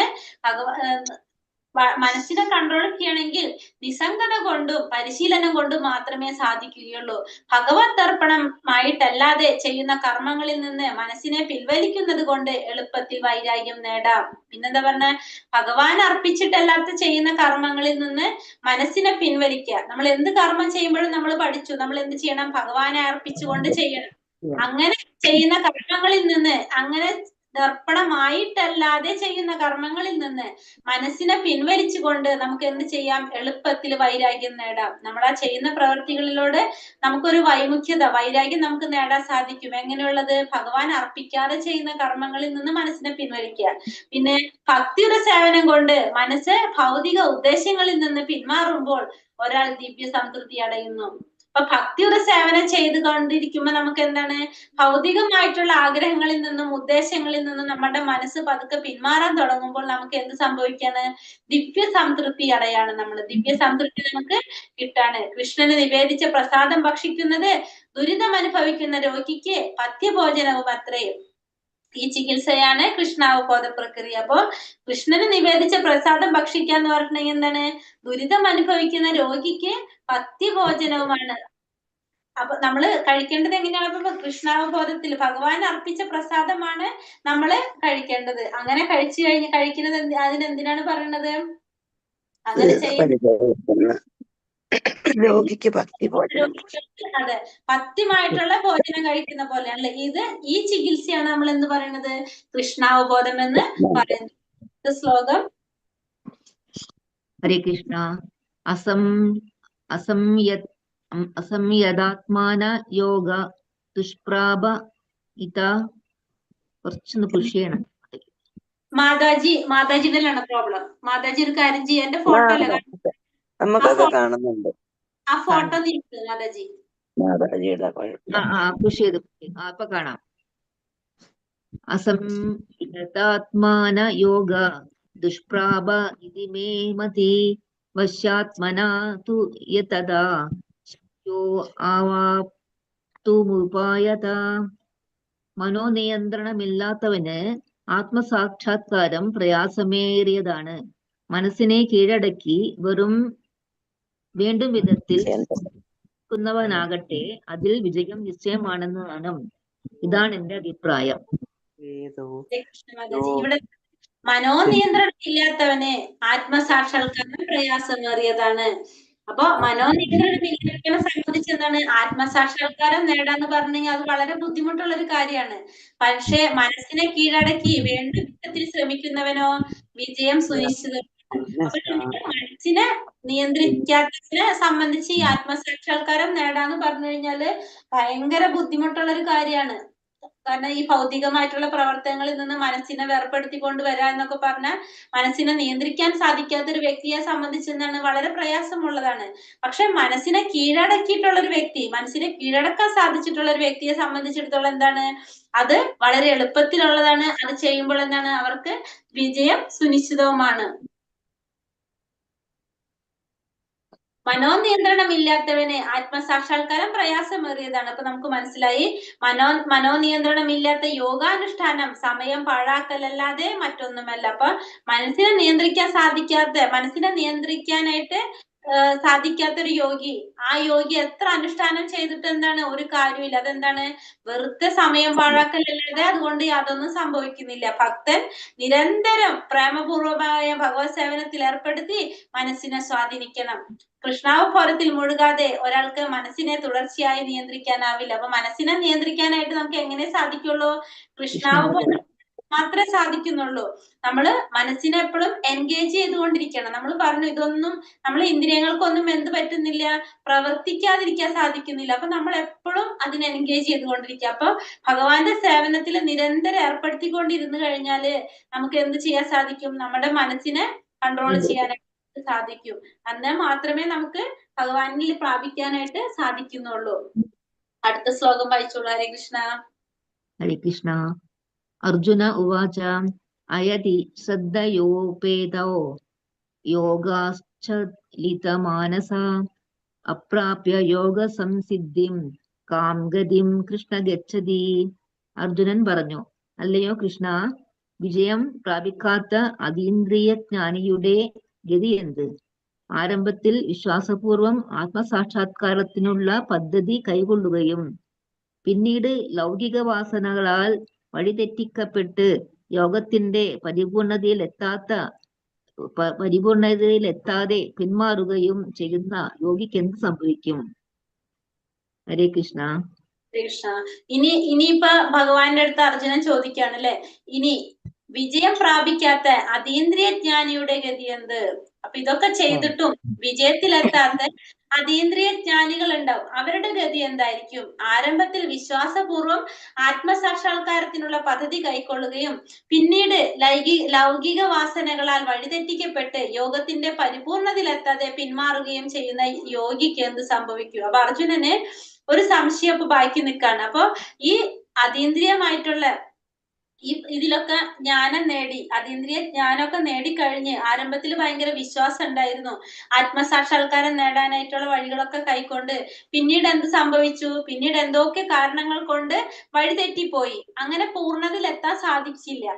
അങ്ങനെയുള്ള യോഗിക്ക് എന്ത് സംഭവിക്കുന്നതാണ് അർജുനൻ ഈ ചോദിക്കുന്നത്. ഇനി ഭഗവാൻ ഈ 37 മുതലുള്ള ശ്ലോകത്തില് അതിനെ കുറിച്ചാണ് വിവരിക്കാൻ പോകുന്നത്. യോഗത്തില് പതറിപ്പോയി കഴിഞ്ഞാല്, ആ പതനം വന്നു കഴിഞ്ഞാൽ, പരാജിതനായി കഴിഞ്ഞാൽ അവരുടെ ഗതി എന്തായിരിക്കും ഭഗവാൻ ഈ ശ്ലോകങ്ങളിൽ പറയുന്നത്. ആത്മസാക്ഷാത്കാരത്തിലേക്ക് അഥവാ യോഗ ദർശനത്തിലേക്ക് വഴി ഭഗവത്ഗീത ചൂണ്ടിക്കാണിക്കുന്നുണ്ട്. നോക്കാം. ജീവാത്മാവിന്റെ മൂലസ്വരൂപത്തെയും ഭഗവാനുമായുള്ള ബന്ധത്തെയും മനസ്സിലാക്കേണ്ടതുണ്ട്. നഷ്ടപ്പെട്ടു പോയ ആ ബന്ധം പുനഃസ്ഥാപിച്ച് കൃഷ്ണാവബോധത്തിന്റെ പരമകാഷ്ഠയിൽ എത്തേണ്ടത് എങ്ങനെയെന്ന് അറിയേണ്ടതുണ്ട്. ബദ്ധനായ ജീവാത്മാവ് ആധ്യാത്മിക ചര്യയിൽ യമനിയമങ്ങൾ അനുഷ്ഠിക്കുമ്പോഴും പ്രലോഭനങ്ങൾ വശീകരിക്കപ്പെടാനുള്ള സാധ്യതയുമുണ്ട്. അതായത് 37ാമത്തെ ശ്ലോകത്തിൽ എന്താ പറയുന്നത്? ഇപ്പൊ ചോദിച്ചിരിക്കുന്നത്, അർജുനൻ ചോദിച്ചിരിക്കുന്ന ഒരു ചോദ്യമാണ് ഇവിടെ അല്ലെ. വിജയം പ്രാപിക്കാത്ത അതീന്ദ്രിയ ജ്ഞാനിയുടെ ഗതി എന്തായിരിക്കും? പിന്നെ ഇതൊക്കെ ആരംഭത്തിൽ വിശ്വാസത്തോടെ ഇതൊക്കെ ചെയ്യുന്നുണ്ട്, പക്ഷെ പിന്നീട് എന്താ സംഭവിക്കുന്നത്? ഭൗതികമായിട്ടുള്ള വാസനകളിൽപ്പെട്ട് വഴിതെറ്റി പോയി കഴിഞ്ഞ് അത് പരിപൂർണതയിലെത്താൻ സാധിക്കുന്നില്ല. അങ്ങനെയുള്ള യോഗിക്ക് എന്താണ് സംഭവിക്കുന്നത്? അതാണ് ഭഗവാന്റെ അടുത്ത് അർജുനൻ ചോദിക്കുന്നത്. അപ്പൊ അതിനുള്ള ഉത്തരം ഭഗവാൻ അടുത്ത ശ്ലോകത്തിലൂടെ പറയാണ്. അപ്പൊ ഇവിടെ ഭഗവത്ഗീതയിൽ എന്താ പറയണെന്ന് പറയാണ്. ഭഗവത്ഗീത ചൂണ്ടിക്കാട്ടുന്നതാണ് ആത്മസാക്ഷാത്കാരത്തിലേക്ക് അഥവാ യോഗ ദർശനത്തിലേക്കുള്ള വഴിയാണ് ചൂണ്ടിക്കാണിക്കുന്നത്. പിന്നെ ജീവാത്മാവിന്റെയും മൂലസ്വരൂപത്തിന്റെയും, അതായത് ഭഗവാനുമായിട്ടുള്ള ബന്ധത്തെ കുറിച്ച് മനസ്സിലാക്കും. പിന്നെ നഷ്ടപ്പെട്ടു പോയ ആ ബന്ധം പുനഃസ്ഥാപിക്കാൻ കൃഷ്ണാവബോധത്തിന്റെ പരമകാഷ്ഠയിൽ എത്തേണ്ടത് എങ്ങനെയാണെന്ന് അറിയേണ്ടത് ആവശ്യമാണ്. പിന്നെ ബദ്ധനായ ജീവാത്മാവ് ആധ്യാത്മിക ചര്യയിൽ യമനിയമങ്ങൾ അനുഷ്ഠിക്കുമ്പോഴും പ്രലോഭനങ്ങളാൽ വശീകരിക്കപ്പെടാനുള്ള സാധ്യതയുമുണ്ട്. അത്ര ഇതിൽ പറയുന്നുള്ളൂ. അപ്പൊ അടുത്ത ശ്ലോകത്തിൽ എന്താ ഭഗവാൻ പറയുന്നത്? ഹരേ കൃഷ്ണ. ഭഗവാൻ അർജുനല്ലേ, പറഞ്ഞോളൂ മാതാജി. കച്ചിന്നോ ഭയ വിഭ്രഷ്ട ചിന്താഭ്രമിവ നശ്യതി അപ്രദിഷ്ടോ മഹാബാഹോ വിമൂഢോ ബ്രാഹ്മണപദി.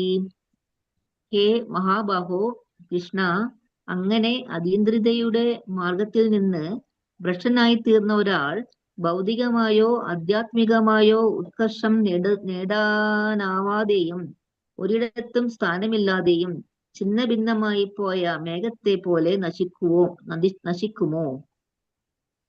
അർജുനൻ ചോദിക്കുന്നതാണല്ലേ. അർജുനൻ ചോദിക്കുന്നത് അടുത്ത ശ്ലോകത്തിൽ അർജുനൻ എന്താ ചോദിക്കുന്നത്?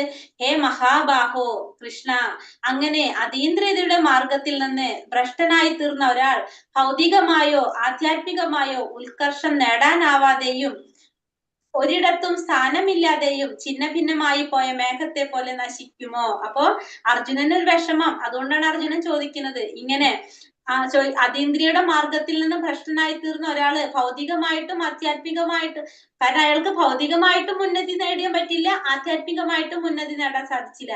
അപ്പൊ രണ്ട് സ്ഥലത്തും പറ്റാതെ, ഒരു സ്ഥലത്തിലും പറ്റില്ല, ഈ സ്ഥലത്തിലും പറ്റില്ല, അങ്ങനെ പോവാതെ രണ്ട് സ്ഥലത്തിലും ഇല്ലാതെ ഛിന്ന ഭിന്നമായിട്ട് മേഘത്തെ പോലെ നശിച്ചു പോകുന്നു, മേഘങ്ങളെ പോലെ ഛിന്ന ഭിന്നമായിട്ട് രണ്ട് സ്ഥലത്തിലും വരാതെ നശിച്ചു പോകുമെന്നാണ് അർജുനൻ ചോദിക്കുന്നത്. ഭൗതികവാദികൾക്ക് അതീന്ദ്രിയ സത്തയിൽ താല്പര്യമില്ല. സാമ്പത്തിക അഭിവൃദ്ധി മൂലമുണ്ടാകുന്ന ഭൗതിക ഉത്കൃഷ്ടത്തിലാണ് അവർക്ക് കൂടുതൽ താല്പര്യം. കൃഷ്ണന്റെ ഒരംശമാണ് താൻ എന്നുള്ള ബോധത്തിന്റെ അതീന്ദ്രിയ സാക്ഷാത്കാരത്തിന്റെ വഴിയെ കുറിക്കുന്നതാണ് ബ്രഹ്മണപതി. പരമമായ നിരപേക്ഷ തത്വത്തിന്റെ സമ്പൂർണ്ണ പ്രത്യക്ഷീഭാവമാണ് ശ്രീകൃഷ്ണ ഭഗവാൻ. ആത്മസാക്ഷാത്കാരത്തിലേക്കുള്ള അത്യുത്തമ മാർഗം ഭക്തിയോഗം അഥവാ നേരിട്ടുള്ള കൃഷ്ണാവബോധ പദ്ധതി. അപ്പോ അർജുനൻ ചോദിക്കുന്നത് എന്താണ്?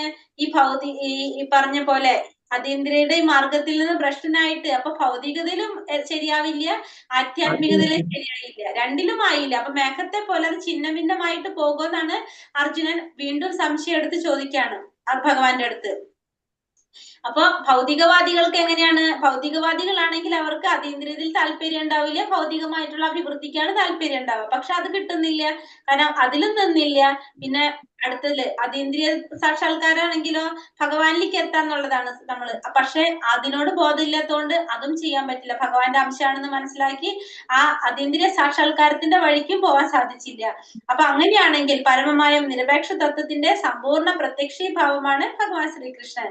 ആത്മസാക്ഷാത്കാരത്തിലേക്കുള്ള അത്യുത്തമ മാർഗം ഭക്തിയോഗം അഥവാ നേരിട്ടുള്ള കൃഷ്ണാവബോധ പദ്ധതിയാണെന്ന് പറയാണ്. അപ്പൊ ഇത് രണ്ടും നടന്നില്ലെങ്കിൽ, ഈ രണ്ടിലും പോവാൻ സാധിച്ചില്ലെങ്കിൽ എന്താണെന്നുള്ളതാണ് ഭഗവാന്റെ അടുത്ത് അർജുനൻ ചോദിക്കുന്നത്. അടുത്തതും സംശയം തന്നെയാണ് ഭഗവാന്റെ അടുത്ത് ചോദിക്കുന്നത്. എന്താ ചോദിക്കുന്നത് അടുത്തത്? ഹരേ കൃഷ്ണ. ഏതന്മേ സംശയം കൃഷ്ണ ചേതുമർഹസ്യ ശേഷദാ ത്വദന്യ സംശയസ്യാസ്യ ചേതാന ഹ്യുപപദ്യതേ. അല്ലയോ കൃഷ്ണ, ഇതാണ് എന്റെ സംശയം. അങ്ങു തന്നെ ഇത് പൂർണ്ണമായി തീർത്തു തരണം. അങ്ങയെയല്ലാതെ ഈ സംശയം അകറ്റാൻ കഴിവുള്ളതായിട്ട് ആരെയും ഞാൻ കാണുന്നില്ല. ഹരേ കൃഷ്ണ. അപ്പോ ഭഗവാന്റെ അടുത്ത് അർജുനൻ പറയാണ്, ഈ സംശയമാണ് എന്റെ സംശയം എന്ന്. കാരണം അവർക്ക് എന്താണ് സംഭവിക്കുന്നത്? അവർ ഭൗതികതയിലും വരുന്നില്ല, ആധ്യാത്മികതയിലും വരുന്നില്ല. അപ്പൊ അവർക്ക് എന്താണ് സംഭവിക്കുന്നത്? അവർ ഛിന്ന ഭിന്നമായിട്ട് പോകോ? ഇതാണ് എന്റെ സംശയം എന്നാണ് ആരോട് പറയണത്? അർജുനൻ ഭഗവാനോട് പറയണത്. അങ്ങ് തന്നെ ഇത് പൂർണ്ണമായിട്ട് തീർത്തു തരണം. അങ്ങയ്ക്കല്ലാതെ വേറൊരാൾക്കും എന്ത് ചെയ്യാൻ പറ്റില്ല, ഇത് തീർത്തു തരാനായിട്ട് സാധിക്കില്ല. കാരണം എന്താണ്? നമ്മുടെ ഭൂതം, ഭാവി, വർത്തമാനം ഈ മൂന്നിനെയും അറിയുന്നത് ആർക്ക് മാത്രമാണ്? ഭഗവാന് മാത്രം. എന്നാൽ അദ്ദേഹത്തെ ആർക്കും അറിഞ്ഞുകൂടാ. ഭഗവാൻ ആർക്കും മനസ്സിലാവില്ല. പക്ഷെ നമ്മുടെ എല്ലാവരുടെയും ഭൂതവും ഭാവിയും വർത്തമാനം ആർക്കറിയാം? ഭഗവാൻ അറിയാം. കൃഷ്ണാവബോധമാർന്ന ഭക്തനും മാത്രമേ വസ്തുതകളെ യഥാർത്ഥമായി അറിയാൻ കഴിയൂ. കൃഷ്ണനോട് സദൃശ്യനായോ കൃഷ്ണനേക്കാൾ ഉന്നതനായോ ആരുമില്ല. ഇത് കാരണം കൊണ്ട് ഭഗവാന്റെ അടുത്ത് അർജുനൻ എന്താ ചോദിക്കുന്നത്? കാരണം ഒരാളുടെ ഭൂതവും ഭാവിയും വർത്തമാനം ആർക്ക് മാത്രം അറിയാൻ സാധിക്കുന്നുള്ളൂ? ഭഗവാന് മാത്രം അറിയാൻ സാധിക്കുന്നുള്ളൂ. അപ്പൊ അതുകൊണ്ട് എന്താണ് അവർക്ക് സംഭവിക്കുന്നതെന്ന് ആർക്കറിയാം? ഭഗവാൻ അറിയാം. അത് പറഞ്ഞു തരാനാണ് ഇവിടെ ആര് പറയുന്നത്? അർജുനൻ ഭഗവാനോട് പറയുന്നത്. അപ്പൊ ഭഗവാൻ ഇനി പറയാണ്, ഇത് ഇപ്പൊ അർജുനൻ ചോദിച്ച ചോദ്യത്തിനുള്ള മറുപടിയാണെങ്കിൽ ഭഗവാൻ പറയുന്നത് എന്താ പറയുന്നത് നോക്കിയേ. ഹരേ കൃഷ്ണ. ഹരേ കൃഷ്ണ. ശ്രീ പാർത്ഥ നൈവേഹ നാമുത്ര വിനാശസ്തസ്യ വിദ്യതേ നഹി കല്യാണ കൃശ്ചിത് ദുർഗതിം താത ഗച്ഛതി. ശ്രീ ഭഗവാൻ പറഞ്ഞു, ഹേ പാർത്ഥ, മംഗളകരങ്ങളായ കർമ്മങ്ങളിൽ ഏർപ്പെട്ടുകൊണ്ടിരിക്കുന്ന ആധ്യാത്മിക ജ്ഞാനിക്ക് ഈ ലോകത്തിലാകട്ടെ ആത്മീയ ലോകത്തിലാകട്ടെ നാശമില്ല. സുഹൃത്തെ, നന്മ ചെയ്യുന്നവന് ഒരിക്കലും ദുർഗതി സംഭവിക്കാൻ വയ്യ. ഹരേ കൃഷ്ണ. അപ്പൊ ഭഗവാൻ എന്താ പറയുന്നത്? നന്മ ചെയ്തുകൊണ്ടിരിക്കുന്നവർക്ക്, മംഗളകരമായ കർമ്മങ്ങൾ ഏർപ്പെട്ടുകൊണ്ടിരിക്കുന്ന ആധ്യാത്മിക ജ്ഞാനികൾക്ക് ഈ ലോകത്തിലായിക്കോട്ടെ ആത്മീയ ലോകത്തിലായിക്കോട്ടെ നാശമുണ്ടാകുന്നില്ല. നന്മ ചെയ്യുന്നവർക്ക് ഒരിക്കലും ദുർഗതി സംഭവിക്കാൻ വയ്യ. അപ്പൊ നന്മ ചെയ്തു കഴിഞ്ഞാൽ അവർക്ക് ഒരിക്കലും എന്തുണ്ടാകുന്നില്ല? ദുർഗതി സംഭവിക്കുന്നില്ല എന്ന് ഭഗവാൻ എടുത്തു പറയാണല്ലോ. അപ്പൊ നന്മ ചെയ്തു കഴിഞ്ഞാൽ അവർക്ക് ഒരിക്കലും ദുർഗതി ഉണ്ടാകുന്നില്ല എന്നുള്ളത് ഭഗവാനോട് തീർത്ത് പറയാണ്. ഭൗതിക ധർമ്മങ്ങളെല്ലാം ത്യജിച്ച് ഭഗവാന്റെ ചരണങ്ങളിൽ ആശയം തേടുന്നവർക്ക് ഒരു വിധത്തിലും നഷ്ടമോ പതനമോ ഉണ്ടാവില്ല. മറിച്ച് ഭക്തിയില്ലാത്ത ഒരാൾ തന്റെ കർത്തവ്യങ്ങൾ തികച്ചും നിറവേറ്റിയിരുന്നാലും യാതൊരു ഗുണവും നേടുന്നില്ല. അപ്പൊ ഭക്തിയുള്ള വ്യക്തി ഭൗതിക ധർമ്മങ്ങളെല്ലാം ത്യജിച്ച് ഭഗവാന്റെ ശരണങ്ങളിൽ ആശ്രയം തേടുന്നവർക്ക് ഒരു വിധത്തിൽ എന്ത് സംഭവിക്കുന്നില്ല? ഭക്തിയുള്ളവർക്ക് നഷ്ടമോ പതനമോ ഉണ്ടാകുന്നില്ല. പക്ഷെ ഭക്തിയില്ലാത്ത ഒരാള് എല്ലാം ചെയ്താൽ പോലും ചിലപ്പോ എന്തുണ്ടാവണമെന്നില്ല, കർത്തവ്യങ്ങൾ തികച്ച് നിറവേറ്റിയാൽ പോലും അയാൾക്ക് യാതൊരു ഗുണവും ഉണ്ടാകണമെന്നില്ല. ആധ്യാത്മിക കർമ്മങ്ങളുടെ ശരിയായ നിർവഹണത്തിൽ പരാജയപ്പെടുന്നവൻ പ്രതികരണങ്ങൾക്ക് വിധേയനാകേണ്ടി വരും. എന്നാൽ ഭാഗവതം ഉറപ്പു തരുന്നത് ആ പരാജിതനായ യോഗിക്ക് വിഷമിക്കേണ്ടതില്ലെന്നാണ്. ചിലപ്പോ ആധ്യാത്മിക കർമ്മങ്ങളുടെ ശരിയായ നിർവഹണത്തിൽ പരാജയപ്പെടുന്നവർ പ്രതികരണങ്ങൾക്ക് വിധേയനാകേണ്ടി വരും. പക്ഷെ എങ്കിൽ പോലും എന്താണ്, ആ പരാജിതനായ യോഗിക്ക് ഒരിക്കലും വിഷമിക്കേണ്ടതായിട്ട് വരുന്നില്ലെന്ന് നമ്മൾ എന്തിൽ പറയുന്നുണ്ട്, ഭാഗവതത്തിൽ ഉറപ്പു തരുന്നുണ്ടെന്ന് പറയാണ്. കൃഷ്ണാവബോധപൂർവമായ കർമ്മം മാത്രമാണ് ശ്രേയസിന് കാരണമാകുന്നത്. ആ വഴിക്ക് മുന്നേറാൻ വേണ്ടി കൃഷ്ണാവബോധ മാർഗത്തിൽ പുരോഗമിക്കാൻ എന്ത് ശാരീരിക ക്ലേശത്തെയും സ്വമേധയാ സ്വീകരിക്കുന്നവനെ തികഞ്ഞ അതീന്ദ്രിയ ജ്ഞാനിയും മഹാതപസ്യം എന്ന് കരുതാം. അപ്പൊ കൃഷ്ണാവബോധപൂർവമായ കർമ്മം മാത്രമാണ് എന്തിന് കാരണമാകുന്നത്, ശ്രേയസിന് കാരണമാകുന്നത്. അപ്പൊ ആ വഴിക്ക് മുന്നേറാൻ വേണ്ടിയിട്ട് കൃഷ്ണാവബോധത്തിൽ പുരോഗമിക്കാൻ എന്ത് തരത്തിലുള്ള ശാരീരികമായിട്ടുള്ള ക്ലേശങ്ങളും അനുഭവിക്കാനായിട്ട് സ്വയം അനുഭവിക്കാൻ തയ്യാറാകുന്നവനെ, ആ സ്വീകരിക്കുന്നവനെ നമുക്ക് എന്തെന്ന് പറയാം, മഹാതപസി എന്ന് പറയാം. അഷ്ടാംഗ യോഗ പദ്ധതിയുടെ അന്തിമ ലക്ഷ്യം എന്താണ്? അപ്പോ കൃഷ്ണാവബോധമാണ്, കൃഷ്ണാവബോധമാണെന്നാണ് പറയുന്നത്. ഹരേ കൃഷ്ണ. അപ്പൊ അടുത്ത ശ്ലോകത്തില് മാതാജി 53 കേട്ടോ സമയം. ഹരേ കൃഷ്ണ. കുഴപ്പമില്ലല്ലോ, 7 ശ്ലോകം കൂടെ ഉള്ളു മാതാജി. തീരാവോ?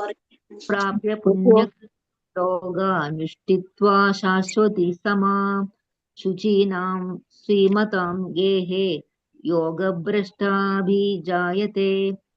അങ്ങനെ യോഗത്തിൽ പരാജിതനാകുന്നയാൾ പുണ്യം ചെയ്തവർക്കായുള്ള ഉപരിലോകത്തിൽ ആനന്ദം അനുഭവിച്ചുകൊണ്ട് അസംഖ്യം സംവത്സരങ്ങൾ വാണതിനു ശേഷം നിഷ്ഠയുള്ള പുണ്യാത്മാക്കളുടെയോ ധനികരുടെയോ കുടുംബങ്ങളിൽ വീണ്ടും പിറക്കുന്നു. അപ്പൊ എന്താണ് പറയുന്നത്, യോഗത്തിൽ പരാജിതനായിട്ടുള്ള ആള് പുണ്യം ചെയ്തവർക്കായുള്ള ഉപരിലോകങ്ങളിൽ ആനന്ദം അനുഭവിച്ചുകൊണ്ട് അസംഖ്യം സംവത്സരങ്ങൾ വാണതിനു ശേഷം നീതിഷ്ഠിഷ്ടമുള്ള പുണ്യാത്മാക്കളുടെയോ ധനികരുടെയോ കുടുംബത്തിൽ വന്ന് പിറക്കുന്നു. അപ്പൊ യോഗത്തിൽ പരാജിതപ്പെട്ടു പോയാലും അയാൾക്ക് എന്ത് സംഭവിക്കുന്നില്ല, നാശം സംഭവിക്കുന്നില്ല. പുണ്യം ചെയ്തവരുടെ ലോകത്തിൽ പോയിട്ട് അവിടെ ആനന്ദം അനുഭവിച്ച് കുറെ വർഷങ്ങൾ ജീവിച്ചതിന് ശേഷം പിന്നെ എന്ത് ചെയ്യാണ്, തിരിച്ച് ധനികന്മാരുടെ കുടുംബത്തിലോ ധാന്യന്മാരുടെ കുടുംബത്തിലോ വന്നിട്ട്, അല്ലെങ്കിൽ ആചാര്യന്മാരുടെ ഒക്കെ പോലെ ഉള്ള കുടുംബങ്ങളിൽ വന്ന് വീണ്ടും ജന്മം എടുക്കുകയാണ് ചെയ്യുന്നത്. അടുത്തതിൽ എന്താ പറയണത്, അഥവാ യോഗിനാമേവ കുലേ ഭവതി ധീമതാം ഏതീതുരം ലോകേ ജന്മായ ദീദൃശ്യം.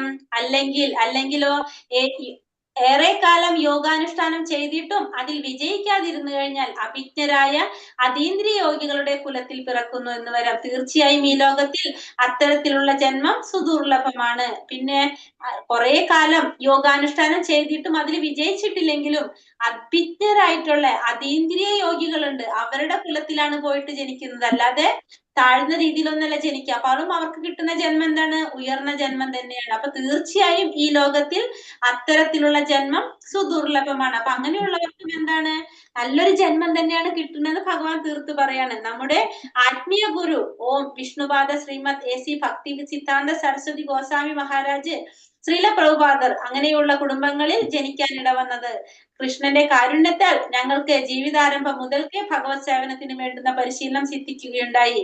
പിന്നീട് അതീന്ദ്രിയ വ്യവസ്ഥയുടെ ക്രമമനുസരിച്ച് ഞങ്ങൾ പരസ്പരം കണ്ടുമുട്ടുകയും ചെയ്തു. അപ്പൊ നമ്മളുടെ ആചാര്യന്മാര് ഭക്തി സിദ്ധാന്ത സരസ്വതി ഠാക്കൂറും ശ്രീല പ്രഭുപാദരും ഒക്കെ എന്താണ്, അങ്ങനെയുള്ള കുടുംബങ്ങളിൽ ജനിച്ച കാരണം കൊണ്ടാണ് വളരെ ചെറുപ്പത്തിലെ തൊട്ട് എന്താണ് ഭഗവാന്റെ സേവനം ചെയ്തു വരുന്നവരാണ് അല്ലെ. അപ്പൊ അത് നമുക്ക് ഇതിനുള്ള എക്സാമ്പിൾ ആയിട്ട് പറയാണ്. അടുത്ത ശ്ലോകത്തിൽ എന്താ പറയുന്നത്, തത്ര കിട്ടോ, വായിച്ച് തീരുമെന്ന് അറിയില്ല, നോക്കാം നമുക്ക്. തത്ര ബുദ്ധി സംയോഗം ലഭതേ പൗർവദേഹിതം യഥാ ദേശ തതോ ഭൂയ സംസിദ്ധ കുരുനന്ദന. അല്ലയോ കുരുനന്ദന, അങ്ങനെ വീണ്ടും പിറക്കുമ്പോൾ യോഗിക്ക് മുൻ ജന്മത്തിലെ ദിവ്യാവബോധം തിരിച്ചു കിട്ടുന്നു. ആധ്യാത്മികമായി പൂർണ്ണ വിജയം നേടാൻ വേണ്ടി അയാൾ പ്രയത്നം തുടരുന്നു.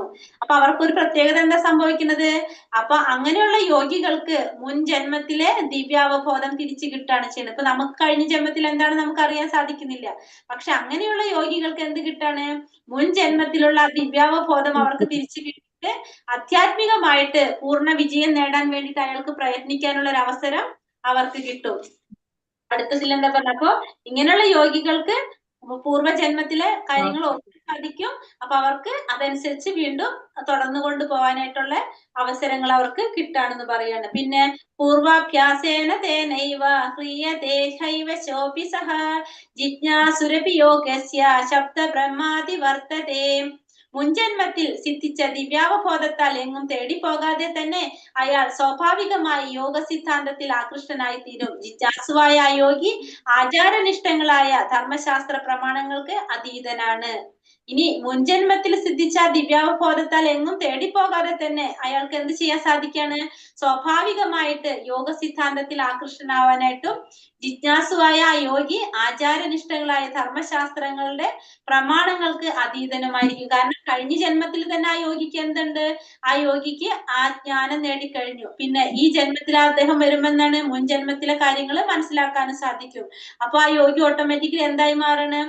ഈ ധർമ്മശാസ്ത്രമായിട്ടുള്ള പ്രമാണങ്ങൾക്ക് അതീതനായിട്ട് ാണ്. മുൻജന്മത്തിൽ സിദ്ധിച്ച ദിവ്യാവബോധത്താൽ എങ്ങും തേടി പോകാതെ തന്നെ അയാൾ സ്വാഭാവികമായി യോഗ സിദ്ധാന്തത്തിൽ ആകർഷണനാകും. കാരണം എങ്ങോട്ടും ആൾക്ക് അന്വേഷിച്ചു പോകേണ്ടി വരുന്നില്ല. അയാൾ ഓട്ടോമാറ്റിക്കലി അയാൾ അതിലോട്ട് ആകർഷണാവാണ് ചെയ്യുന്നത്. ജിജ്ഞാസുവായ യോഗി ആചാരനിഷ്ഠങ്ങളായ ധർമ്മശാസ്ത്ര പ്രമാണങ്ങൾക്ക് അതീതനാണ്. ഹരേ കൃഷ്ണ മന്ത്രം നിരന്തരം ഉരുവിട്ടു പോകുന്നത് കൊണ്ട് മുൻജന്മത്തിൽ അദ്ദേഹം വേദോക്തങ്ങളായ ക്രിയാപദ്ധതികളെയും മറ്റും അനുഷ്ഠിച്ചു പോരുന്നു. പരിശുദ്ധി ആർജിക്കാത്ത ഒരാൾക്ക് കൃഷ്ണാവബോധ തത്വങ്ങൾ സ്വീകരിക്കാനോ ഹരേ കൃഷ്ണ നാമമന്ത്രം ഉച്ചരിക്കാനോ കഴിയില്ല. അപ്പൊ പരിശുദ്ധിയുള്ളവർക്ക് മാത്രമേ ഇത് ഉച്ചരിക്കാനും ഇത് സ്വീകരിക്കാനും സാധിക്കുള്ളൂ. അല്ലാത്തവർക്കൊന്നും ഇതൊരിക്കലും ചെയ്യാനായിട്ട് സാധിക്കുന്നില്ല എന്നാ പറയുന്നത് ഇവിടെ. അപ്പൊ ഇതൊരിക്കലും തേടി പോകേണ്ട ആവശ്യവും വരുന്നില്ല. അടുത്ത ശ്ലോകം. പ്രയത്നാദിത്തമാനസ്തു യോഗി സംശുദ്ധ കിൽബിഷഃ അനേക ജന്മ സംസിദ്ധി സ്തതോ യാതി പരാം ഗതിം. സർവകൽമഷങ്ങളും നീങ്ങി തുടർന്ന് മുന്നോട്ട് പോകാൻ ആത്മാർത്ഥമായി യത്നിച്ചുകൊണ്ടിരിക്കുന്ന യോഗിക്ക് അനേക ജന്മങ്ങളിലെ പരിശീലനത്തിന് ശേഷം പരിപൂർണത നേടി പരമലക്ഷ്യത്തിലെത്താം. അപ്പൊ എല്ലാ കൽമഷങ്ങളും എല്ലാ കഷ്ടപ്പാടുകളും നീങ്ങി തുടർന്ന് മുന്നോട്ട് പോകാൻ ആത്മാർത്ഥമായിട്ട് യത്നിച്ചു കൊണ്ടിരിക്കുന്ന യോഗിക്ക് അനേക ജന്മങ്ങളിലൂടെയുള്ള പരിശീലനത്തിന്റെ ഭാഗമായിട്ടാണ് നടന്നുകൊണ്ടിരിക്കുന്നത് അല്ലെ. അപ്പൊ അദ്ദേഹത്തിന് എന്ത് ചെയ്യാൻ സാധിക്കും? ആ യോഗിക്ക് പരിപൂർണത നേടി പരമലക്ഷ്യത്തിലോട്ട് എത്താനായിട്ട് ആ യോഗിക്ക് സാധിക്കും. തപസ്യേഭ്യോധികോ യോഗി ജ്ഞാനിഭ്യോപി മതോധികഃ കർമ്മിഭ്യശ്ചാധികോ യോഗി തസ്മാത് യോഗി ഭവാർജുന. തപസ്യേക്കാൾ ശ്രേഷ്ഠനത്ര യോഗി. ജ്ഞാനികളെക്കാളും ഫലേച്ഛയോടെ കർമ്മം ചെയ്യുന്നവരെക്കാളും ശ്രേഷ്ഠനാണ് അദ്ദേഹം. അതുകൊണ്ട് അല്ലയോ അർജുന, ഏത് സാഹചര്യത്തിലും യോഗത്തിൽ ഉറച്ചു നിൽക്കുക. അപ്പൊ തപസ് ചെയ്യുന്നതിനേക്കാളും ശ്രേഷ്ഠനാണ് ആര്? യോഗി. ജ്ഞാനികളെക്കാളും ഫലേച്ഛയോടെ കർമ്മം ചെയ്യുന്നവരെക്കാളും ശ്രേഷ്ഠനാണ് അദ്ദേഹം. അതുകൊണ്ട് എപ്പോഴും നമ്മൾ എന്ത് ചെയ്യണം? യോഗത്തിൽ ഉറച്ചു നിൽക്കണം എന്നാണ് ഇവിടെ ആര് പറയുന്നത്? ഭഗവാൻ അർജുനനോട് പറഞ്ഞു കൊടുക്കുന്നത്.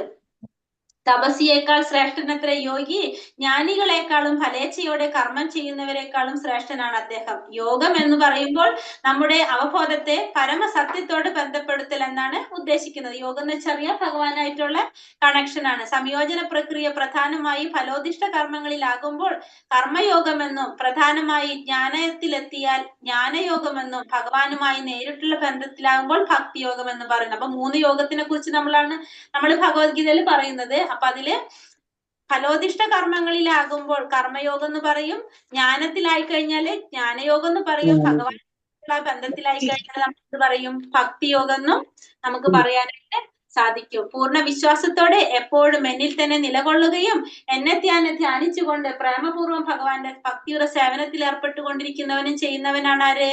യോഗികളിൽ വെച്ച് ഏറ്റവും ഉത്തമനായിട്ടുള്ള യോഗി. അതാണ് ഭഗവാൻ പറയുന്നത് ശ്ലോകല്ലത്. യോഗി നാമപി സർവേഷാം മദ്ഗതേനാന്തരാത്മന ശ്രദ്ധാവാൻ ഭജതേ യോ മാം സമേ യുക്തതമോ മതഃ. പൂർണ്ണ വിശ്വാസത്തോടെ എപ്പോഴും എന്നിൽ തന്നെ നിലകൊള്ളുകയും എന്നെ തന്നെ ധ്യാനിച്ചുകൊണ്ട് പ്രേമപൂർവ്വം എന്റെ ദിവ്യ സേവനത്തിൽ ഏർപ്പെട്ടുകൊണ്ടിരിക്കുകയും ചെയ്യുന്നവനാണ് എല്ലാ യോഗികളിൽ വെച്ച് അത്യുത്തമനായിട്ടുള്ള യോഗി. എന്നോട് ദൃഢതമമായി യോഗത്തിൽ ബന്ധപ്പെട്ടിരിക്കുന്നവനും ഇതാണ് എന്റെ അഭിപ്രായം. അപ്പൊ യോഗി എന്ന് വെച്ചിട്ടുണ്ടെങ്കിൽ എന്താണ്? ഏറ്റവും ഉത്തമനായിട്ടുള്ള യോഗി എന്ന് വെച്ചാൽ പൂർണ്ണ വിശ്വാസത്തോടെ എപ്പോഴും ഭഗവാനിൽ തന്നെ നിലകൊള്ളുകയും ഭഗവാനെ തന്നെ ധ്യാനിച്ചുകൊണ്ട് പ്രേമപൂർവ്വം ഭഗവാന്റെ സേവനത്തിൽ ഏർപ്പെട്ടുകൊണ്ടിരിക്കുകയും ചെയ്യുന്നവനാണ് യോഗികളിൽ വെച്ച് ഏറ്റവും അത്യുത്തമനായിട്ടുള്ള യോഗി എന്നതാണ് ആരുടെ അഭിപ്രായം? ഭഗവാന്റെ അഭിപ്രായം എന്ന് പറയാണ് ഭഗവാൻ. ഹരേ കൃഷ്ണ കൃഷ്ണ കൃഷ്ണ ഹരേ ഹരേ, ഹരേ രാമ രാമ രാമ ഹരേ ഹരേ.